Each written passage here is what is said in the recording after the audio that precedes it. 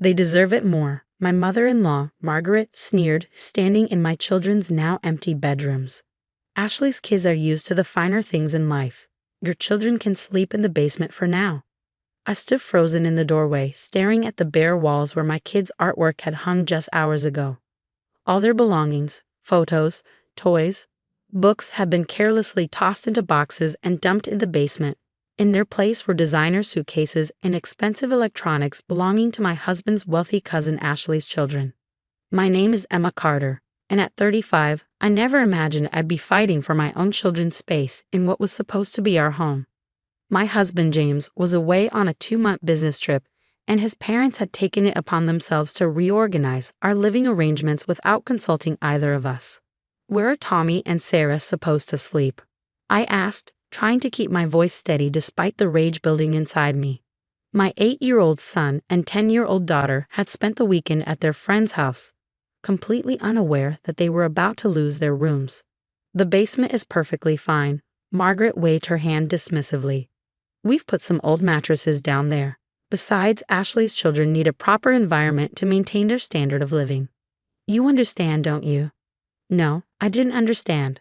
Ashley, James's cousin, had apparently fallen out with her husband and needed a place to stay with her 3 kids. Instead of offering their own sprawling 5-bedroom house, my in-laws had decided to commandeer my children's rooms in our modest 3-bedroom home.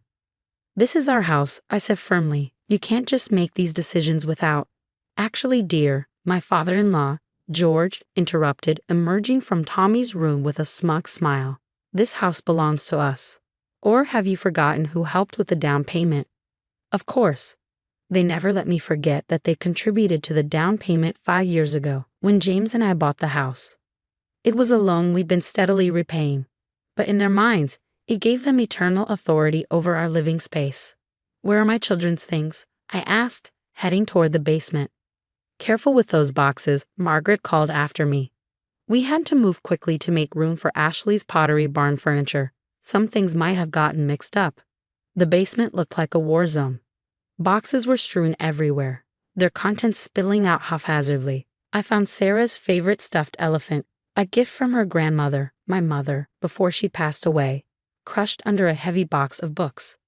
Tommy's carefully assembled Lego creations lay in pieces. My hands shook as I picked up the broken pieces of my children's lives. The basement was cold, damp, and dark, barely suitable for storage, let alone for 2 growing children to live in. Emma? I heard Ashley's voice from upstairs. The kids and I really appreciate this. I know it's a bit sudden, but Mother Margaret assured us it wouldn't be a problem. I climbed back upstairs to find Ashley, perfectly manicured and dressed in designer clothes, directing movers to bring in more furniture. Her 3 children stood nearby, tapping on their iPads, completely oblivious to the chaos they'd caused. How long are you planning to stay? I asked, trying to maintain my composure. Oh, just until the divorce settlement is finalized, Ashley replied airily. 3 months, maybe 4. Mother Margaret suggested we could make this a permanent arrangement if things work out. The schools in this district are quite good, though not quite up to the standards my children are used to. 3 months? Permanent arrangement? My head spun as I watched them continue to transform my children's rooms. Margaret and George bustled around, fawning over Ashley's kids while my children's possessions lay scattered in the basement. I retreated to my bedroom and called James. It went straight to voicemail. He was probably in meetings. I sent him a text explaining the situation, but I knew from experience that his response would be tepid at best. Try to make it work, he'd say. You know how Mom and Dad are. My phone buzzed with a text from Sarah's best friend's mom.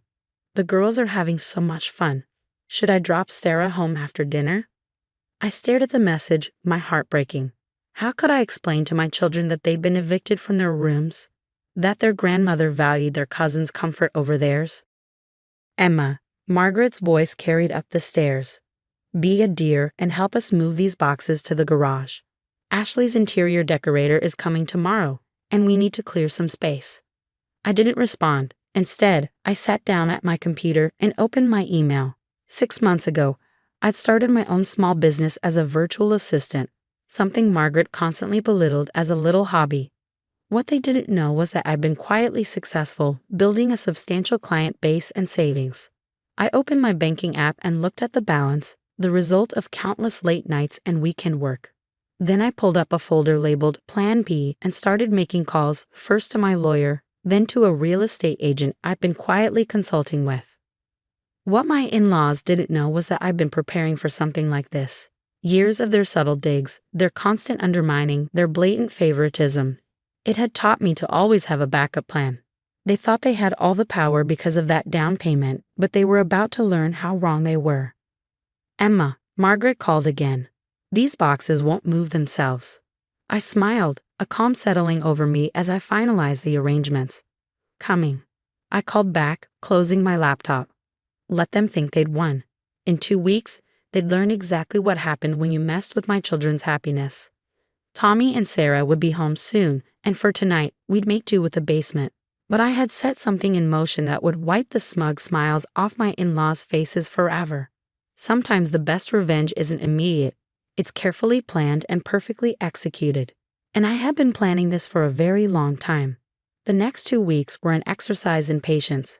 I watched silently as Ashley and her children took over our home, as Margaret and George continued their campaign of subtle humiliation, and as my own children tried to adjust to life in the basement. "Mom, why do we have to sleep down here?" Tommy asked one night, his voice small in the darkness. "Did we do something wrong?" "No, sweetheart," I assured him, tucking him into the makeshift bed. "Sometimes people make unfair decisions, but it won't be forever. I promise." Sarah had grown quieter, spending more time at friends' houses. She was old enough to understand the unfairness of it all. To see how her grandmother doted on Ashley's children while treating her like an afterthought. It broke my heart, but I kept reminding myself that everything was almost ready. My lawyer, Diana Wilson, had been working overtime to prepare the documents. "Everything's in order," she confirmed during our latest meeting. "The original loan agreement your in-laws signed specifically stated their contribution was a loan, not an investment. You've more than repaid it, with interest. They have no legal claim to the property." But that wasn't all. Diana smiled as she pulled out another set of papers. "The inspection on the new house is complete. We can close whenever you're ready." I've been searching for a new home for months, long before this incident. Something about Margaret and George's increasing interference had warned me to be prepared. The house I found was perfect. A beautiful 4-bedroom colonial just outside the city with a huge backyard for the kids and, most importantly, far from my in-laws' reach. Ashley continued to redecorate my children's rooms, spending obscene amounts of money on furniture and decor. Margaret came by daily, bringing special treats for Ashley's kids while barely acknowledging Tommy and Sarah. George made grand announcements about how this arrangement would benefit everyone. I documented everything, every dismissive comment, every instance of favoritism, every time they made my children feel unwelcome in their own home. James finally called after receiving my messages. "Honey, you're overreacting," he said, his voice distant. "Mom and Dad are just trying to help Ashley through a difficult time." "By throwing your own children into the basement?" I asked quietly. "It's temporary," he insisted. "Just try to make it work until I get back." I hung up without responding. James had always chosen the path of least resistance when it came to his parents. Well, this time he'd have to deal with the consequences of that choice. The pieces of my plan were falling into place. Diana had filed all the necessary paperwork. The movers were scheduled. The new house was ready. I even enrolled Tommy and Sarah in their new school, which had a much better academic program than their current one. "Mrs. Carter," Margaret cornered me in the kitchen one morning. "Ashley's decorator thinks the basement would make a lovely playroom for the children. Could you clear out your things by the weekend?" I smiled, a genuine smile that seemed to unsettle her. "Of course, Margaret. I'll take care of everything this week." She looked suspicious at my easy agreement but didn't press further. That evening, I started packing, but not in the way they expected. While everyone slept, I quietly boxed up our important possessions, family photos, documents, treasured memories. The moving company would handle the furniture later. 3 days before my plan was set to unfold, George made an announcement at dinner. "We've been thinking," he said pompously, "since this arrangement is working so well, we should make it official. Ashley's lease on her old place is up next month, and this would be perfect for everyone." "Perfect," Margaret echoed, beaming at Ashley's children while my own sat silently at the far end of the table. We can convert the basement into a proper living space for Tommy and Sarah. I watched them make plans for my home, discussing renovations and arrangements as if they owned the place. As if my children's feelings didn't matter. As if I had no say in any of it. That night, as I helped Sarah with her homework in our cramped basement corner, she looked up at me with tears in her eyes. "Mom, are we going to live down here forever?" I pulled her close, breathing in the scent of her hair. "No, baby. In fact, I have a surprise for you and Tommy. But you have to keep it a secret for just a few more days. Can you do that?" She nodded, a spark of curiosity replacing the sadness in her eyes. I showed her and Tommy pictures of the new house on my phone. Watching their faces light up as they saw their potential new rooms, the backyard with its tire swing, and the tree house that the previous owners had built. "Is this real?" Tommy whispered, his eyes wide. "Very real, I promised. And no one can take it away from us." The next day, I made a show of agreeing to all of Margaret and George's plans. "You're right," I said, watching their surprised expressions. "This would be perfect for everyone. Why don't we have a family dinner this Friday to celebrate my treat?" Margaret was suspicious of my sudden cooperation, but she couldn't resist the opportunity to celebrate her perfect plan. "Wonderful idea. I'll invite the whole family." As I watched them plan their victory dinner, I thought about the certified letters that would be arriving the next day, the movers scheduled for Saturday morning, and the look that would be on their faces when they realized what I'd done. They thought they had all the power. They thought they could push us around forever. They were about to learn how wrong they were. Friday evening arrived with perfect timing. Margaret had outdone herself decorating for the celebration dinner, inviting every family member who would witness their triumph. The dining room table was set with her best china, and Ashley's children were dressed in designer outfits for the occasion. My children and I arrived last, and I couldn't help but smile at the sight of certified letters sitting unopened on the side table. They'd been too busy preparing for their victory party to check the mail.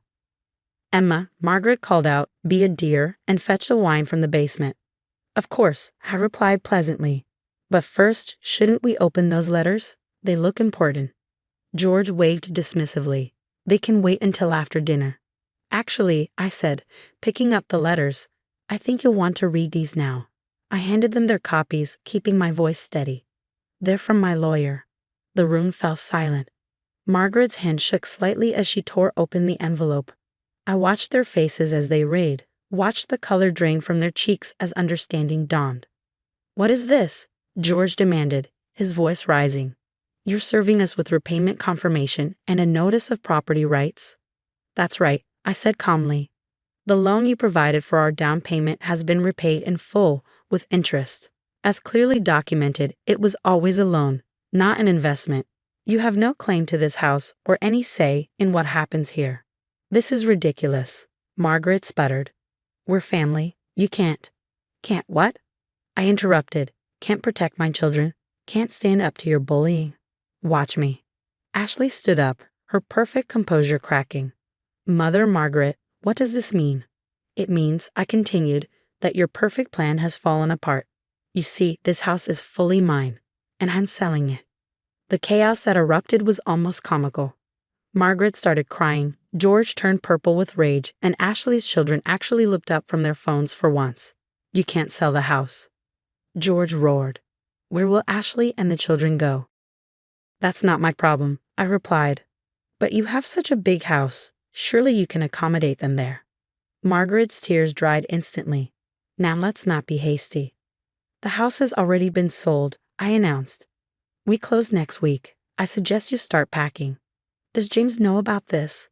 George demanded, reaching for his phone. "I sent him all the documentation this morning. He's probably reading it right now." As if on cue, George's phone rang, James's name flashing on the screen. He answered it on speaker, probably expecting support. "Dad," James's voice was tight. "What the hell have you and Mom been doing to my family?" "James, your wife has lost her mind. She's selling the house." "Yes, she told me everything. How you threw my children into the basement, how you've been treating them.